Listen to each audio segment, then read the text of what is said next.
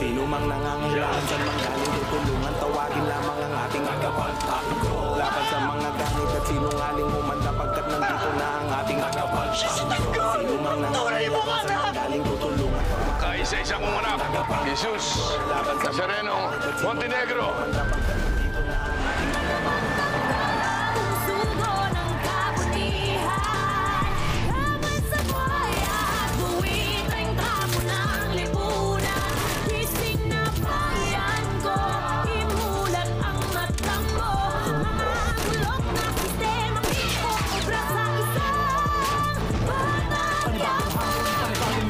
Ang nakaatang sa balikat ng aking tagapagtanggol ng bayan. Maling sistema ang nakasanayan upang ang mga kababayan ay may ayos sa kalagayan.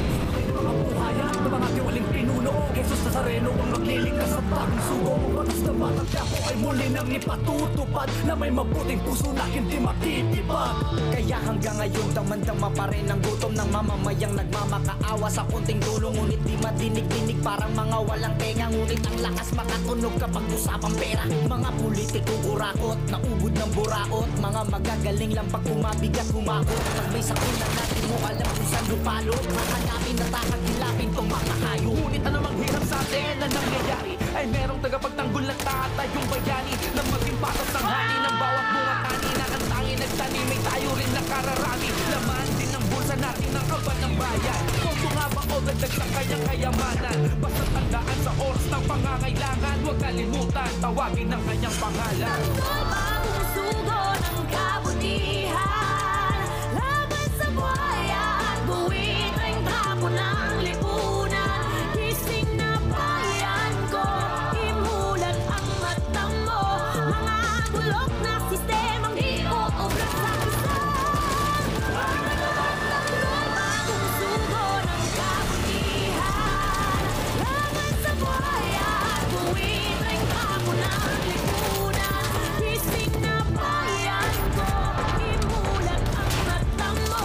Mga bulok na sistemang di uubra sa isang Panibagong hamon, panibagong laban ang nakaatang sa balikat ng ating tagapagtanggol ng bayan. Papakuwi ng maling sistema ang nakasanayan upang ang mga kababayan ay may ayos ang kalagayan. Sa kamay ng mga buhaya at ng mga tiwaling pinuno, Jesus Nazareno ang magliligtas sa bagong sugo. Batas ng bawat Quiapo ay muli nang ipatutupad na may mabuting puso na hindi matitipad.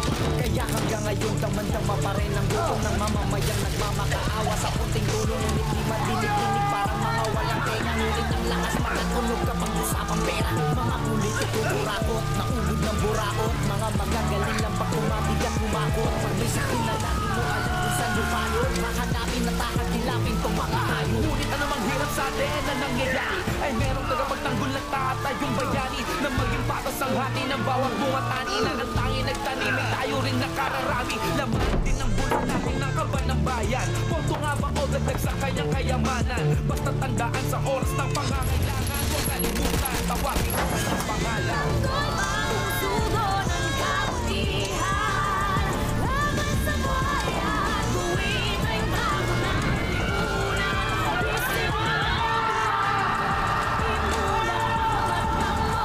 Mga bulok na sistemang di Dapat si Tanggol ang tumakbo bilang mayor. Taglado ang benta, panghapunan, swerteng natakuhan at nalaman sinong tunay na peste sa lipunan. Mahal Nazareno, nandito po ako ngayon sa inyong harapan. Humihingi ng gabay sa aking desisyong tumakbo bilang isang mayor. Maganda ang ngarin mo, Tanggol. Nakikita ko sa isip at puso mo at bukal ito na tumulong sa mga mahirap.